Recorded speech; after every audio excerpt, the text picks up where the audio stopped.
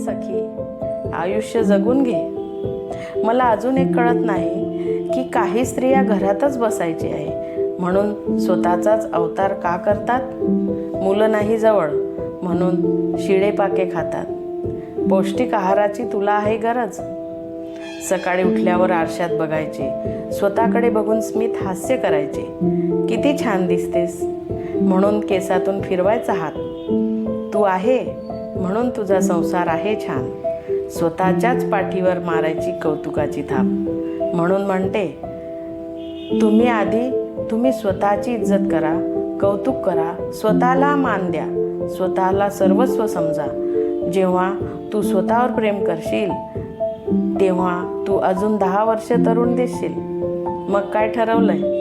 देणार ना स्वतःकडे लक्ष? माझ्या सर्व मैत्रींना गोड गोड शुभेच्छा.